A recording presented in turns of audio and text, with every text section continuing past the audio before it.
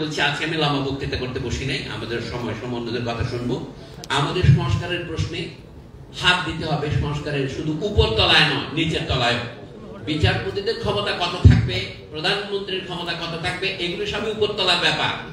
কিন্তু যে কথাটাকে একটু করে উচ্চারণ করলেন অলিগার্কি, এটা এরিস্টটলের আমল থেকে বলা হচ্ছে দেশে শাসন যখন মুষ্টিমেয় লোক করে এবং তারা যদি ভালো হয় তখন এরিস্টটলের ভাষায় তারা হচ্ছেন এরিস্টোক্রেসি। তারা যখন অসৎ এবং দুর্নীতিপরায়ণ হন, ক্রোনি হন, তখন তাদের বলে অলিগার্কি, মানে কয়েকজন লোক করে। এটা সত্য যে কোনো একজন লোকের পক্ষে ষড়যন্ত্র প্রতিষ্ঠা করা সম্ভব নয়।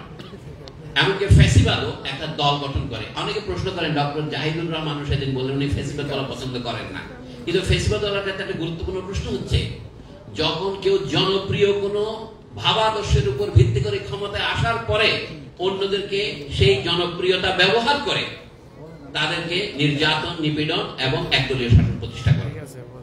আপনারা শুধু এটা বাংলাদেশে 1975 শেখ মুজিবুর রহমান করেছিলেন তা নয়, ঘানার যে স্বাধীনতা আন্দোলন ব্রিটেনের বিরুদ্ধে, তার অভিসংবাদিত নেতা ছিলেন কোমে এনক্রুমা। 1957 সনে ঘানা, যেটাকে আগে গোল্ড কোস্ট বলা হতো, স্বাধীনভাবে তিনি 1964 সনে এক দল প্রতিষ্ঠা করেছিলেন, একদলীয় সংবিধান প্রতিষ্ঠা করেছিলেন। 2 বছরের মধ্যে তার বিরুদ্ধে 1966 সনের ফেব্রুয়ারি মাসে সামরিক অভ্যুত্থান হয়। মানে আমি বলছি ওইটা ওই একদলীয় শাসন প্রতিষ্ঠা করা হচ্ছে ফ্যাসিবাদের একটি লক্ষণ।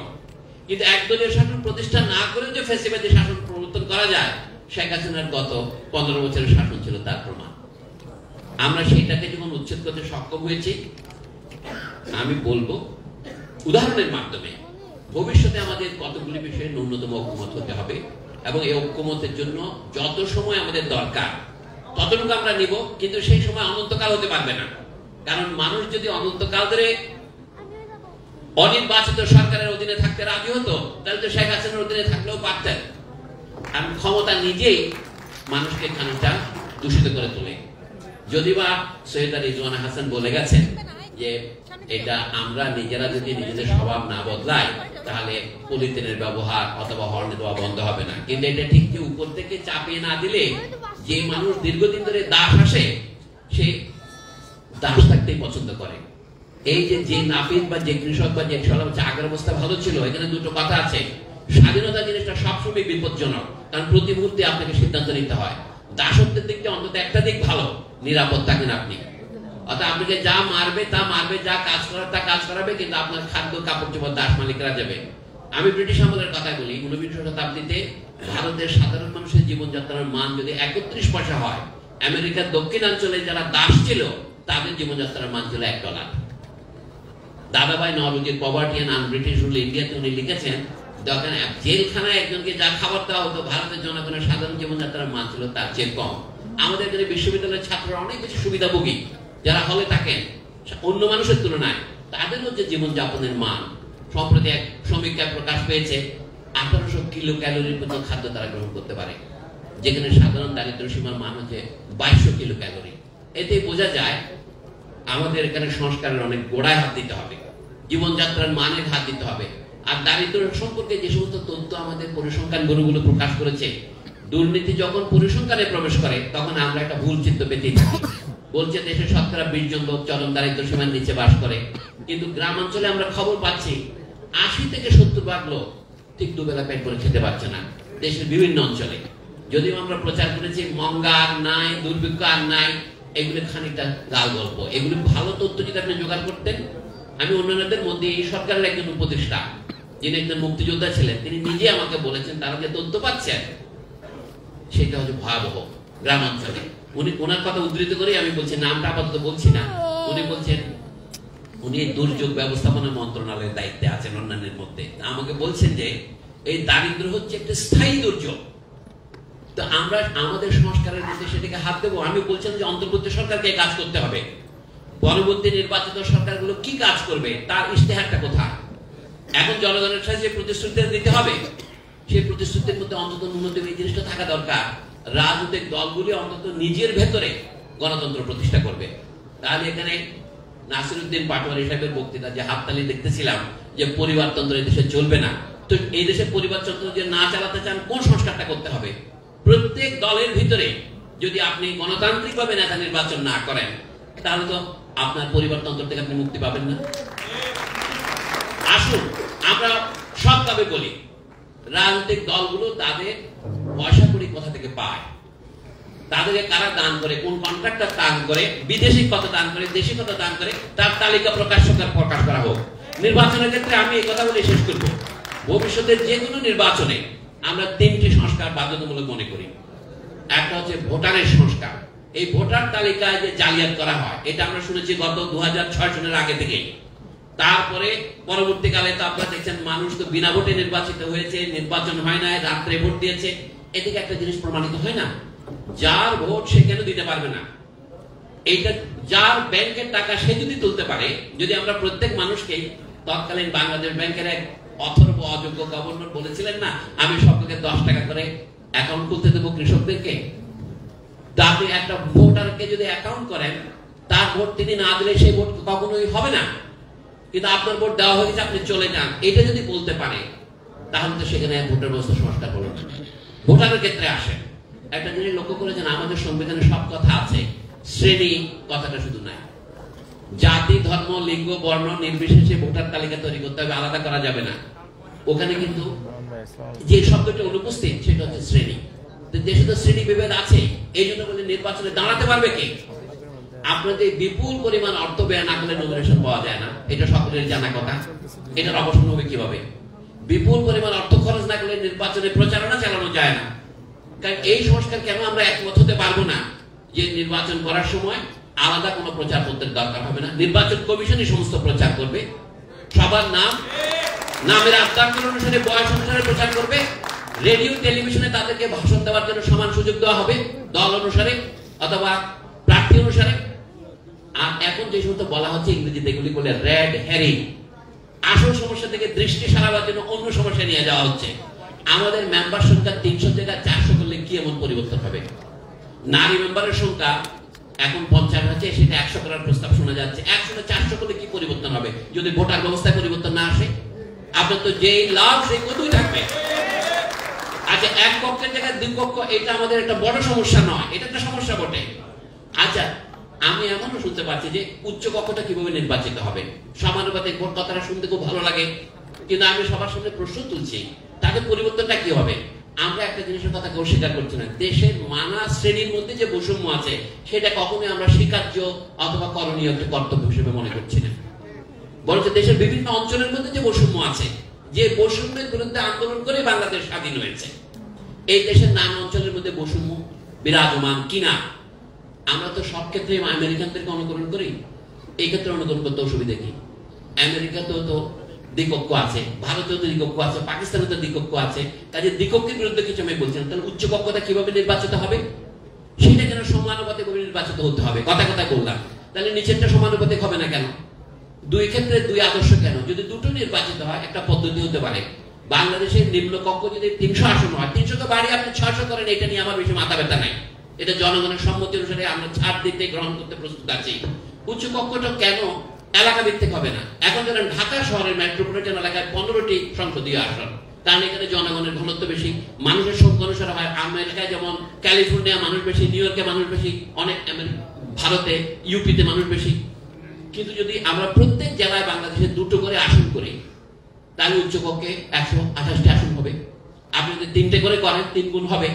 তাহলে পার্বত্য চট্টগ্রামের যে জেলাগুলো অবহেলিত অথবা পঞ্চগড়ের মতো জেলাগুলো অবহেলিত, সেগুলিও তাদের সমান প্রতিনিধিত্ব পাবে। এই কারণে আমরা ভাবতে পারি আঞ্চলিক প্রতিনিধিত্বকে সমতা ভিত্তিতে নিয়ে আসার জন্য। তখন ঢাকা জেলাতে 2 জনই হবে উচ্চ কক্ষে, এখানে তার 15-16 জন পাবে না। তাহলে এটা একটা হবে। তারপরেও আমি মনে করি আমাদের আরো মৌলিক সংস্কার নির্বাচনের ক্ষেত্রে দরকার। আজকে ক্ষুদ্র সমাবেশে সব কথা বলা সময় নয়, তবে আপনাদের চিন্তার উপাদান হিসেবে আমি বলবো। আবার যা বলেছি তা হচ্ছে 2 ক্ষেত্রে সংস্কার করতে হবে আমাদের। উপরতলা থেকে আমরা শুরু করলাম, সেটা একটা হচ্ছে রাষ্ট্র ব্যবস্থার সংস্কার। যেমন আমলাতন্ত্রটা কিভাবে হবে, এখন যে তর্ক চলছে, আগুন জ্বলছে, এর মধ্যে আমলাতন্ত্রের প্রশ্নটাও আছে। 26টা ক্যাডার একত্রিত করা হয়েছিল, এর মধ্যে বিরোধীর মীমাংসা হয়নি। তাহলে এই মেধার ভিত্তিতে যাদেরকে আমরা নির্বাচিত করছি, এটার যদি আমরা সমাধান করতে চান, মেধা জিনিসটাকে আমাদের গোড়া থেকে পরীক্ষা করতে হবে। কারণ আমরা তো মেধাভিত্তিক প্রশাসন করে চেয়েছি, এটাই, এছাড়া বিকল্প নাই। কোটার আন্দোলন তো ছিল এই কোটার বিরুদ্ধে মেধাকে প্রতিষ্ঠা করার জন্য। কিন্তু মেধা জিনিসটা যদি করতে চাই, আমাদের শিক্ষা ব্যবস্থায় যে এখন বৈষম্যের ক্রমশ বৃদ্ধি হচ্ছে, সেটা রোধ করতে হবে। এই যে আপনারা ক্যাডেট কলেজ করেছেন, এই বিষয়ে কোনো কথা বলছে না। ক্যাডেট কলেজের শিক্ষার যে মান, সেই মান থেকে অন্যরা কেন বঞ্চিত হবে? এই যে ঢাকা বিশ্ববিদ্যালয়ের ছাত্রদের উদ্দেশ্যে বলি, বন্ধুগণ, আপনারা তো মনে খুবই অহমিক, আমি ঢাকা বিশ্ববিদ্যালয়ের ছাত্র, এবং যখন ঢাকা কলেজ বা অন্য কলেজের ছাত্ররা ঢাকা কলেজ থেকে স্বাধীন হয়ে একটি আলাদা বিশ্ববিদ্যালয় দাবি করে, তখন ঢাকা বিশ্ববিদ্যালয়ের ছাত্রদের মনোভাব কি জানা দরকার, এবং বিরোধ হচ্ছে কেন? আরো কথা আছে, আমি আপনাদের তালি দেওয়ার দরকার নেই ভাই, আমি বলতে পারছি। পৃথিবীর অন্যান্য দেশের উদাহরণ দিচ্ছি। মার্কিন যুক্তরাষ্ট্র, নিউ ইয়র্কে city university of new York আছে, তার 12টি ক্যাম্পাস আছে শহরের ভিতরে। এখানে আসামুল্লাহ মিলন সাহেব সামনে আছেন, আপনি ছিলেন নিউ ইয়র্কে। প্যারিসে ইউনিভার্সিটি অফ প্যারিসের 8টি শাখা আছে। ঢাকা বিশ্ববিদ্যালয় যে অর্থে একটা বিশ্ববিদ্যালয়, এত ছাত্র বেড়েছে, অন্যান্য বিশ্ববিদ্যালয়গুলি যদি ঢাকা বিশ্ববিদ্যালয় 2, ঢাকা বিশ্ববিদ্যালয় 3, ঢাকা বিশ্ববিদ্যালয় 4 বলি, কোনো অসুবিধা হতো না। জায়গার অভাবে জগন্নাথ বিশ্ববিদ্যালয় ঢাকার বাইরে নিয়ে যাওয়ার কথা হচ্ছে। আমি বলছি শিক্ষা ব্যবস্থায় কিছু সংস্কারের প্রশ্ন আছে, সময় নাই বলে আমি আলোচনা করবো না। প্রাথমিক, মাধ্যমিক, উচ্চ মাধ্যমিক পর্যন্ত এটা হচ্ছে বুনিয়াদী শিক্ষা। এইখানে যদি আপনি ন্যায়ভিত্তিক শিক্ষা করতে চান, আপনার কয়েকটি প্রশ্নের জবাব দিতে হবে। আপনি কোন ভাষায় শিক্ষা দেবেন, কোন কোন ভাষায় শিক্ষা আপনি অনুমোদন করবেন, দুটো প্রশ্ন আছে। এটা কোনটা হবে জাতীয় ভাষা নীতি, আর কোনটা হবে যে সমস্ত ভাষা যারা সংখ্যা লঘু তাদেরকে কিভাবে আপনি স্থান দেবেন। দ্বিতীয়, শিক্ষার বিষয়বস্তু কি হবে। মাদ্রাসা থেকে শুরু করে ইংরেজি মিডিয়াম মধ্যে শিক্ষার যে বৈচিত্র্য, এটাকে আমরা অভিবাদন জানাই, কিন্তু বৈষম্য যেন না হয় এই বৈচিত্র্যের মধ্যে। যদি সবাই সাহায্য পায় এবং সবাই যদি তাদের নিজ নিজ পাঠ্যসূচি, যেমন মাদ্রাসাগুলিতে যা পড়ানো হয় সেটা হচ্ছে ধর্মীয় শিক্ষা, আপনি ধর্মীয় শিক্ষাকে অনুমোদন করবেন। কাজে আপনি বৈজ্ঞানিক শিক্ষাকে অনুমোদন করবেন। কোন পর্যায়ে কি শিক্ষা দিতে হবে এটা শুধু বিশেষজ্ঞদের ব্যাপার নয়, এটা জাতীয় রাজনীতির প্রশ্ন। উচ্চ মাধ্যমিক শিক্ষা পৃথিবীর সব দেশেই অবৈতনিক। উচ্চ মাধ্যমিক শিক্ষা আপনি ধনতান্ত্রিক আর সমাজতান্ত্রিকের কোনো পার্থক্য নেই এখানে, এটা জাতীয় সম্পদ। যে ছেলেমেয়েরা আর 4 বছর পরে সিভিল সার্ভিস পরীক্ষা আসবে, আপনি তাদেরকে লেখাপড়ার ক্ষেত্রে কেন সমান সুযোগ দেবেন না?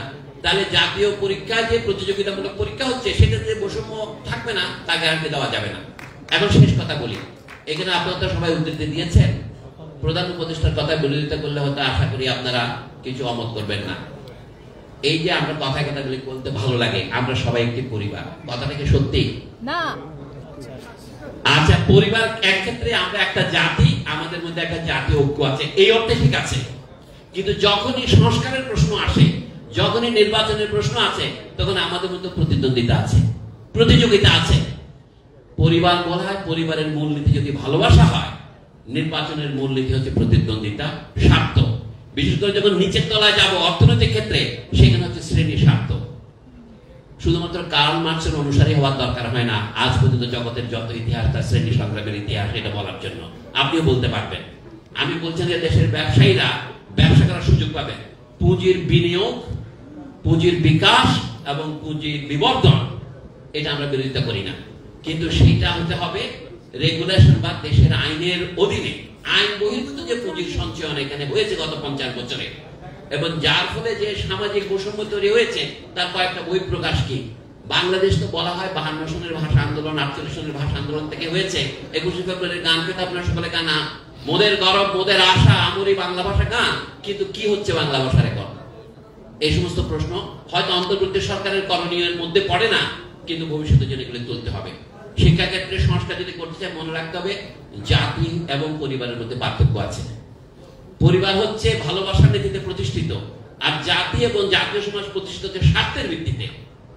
স্বার্থের বন্ধনে বাঁধা অখিল সংসারে আমরা একটা জাতি গঠন করেছি, আমাদের স্বার্থগত বিরোধ আছে, সেটাকে লুকানোর চেষ্টা করার মধ্যে কোন রকমের ফায়দা নেই, কোন রকমের ফ্যাসিলিটি নেই।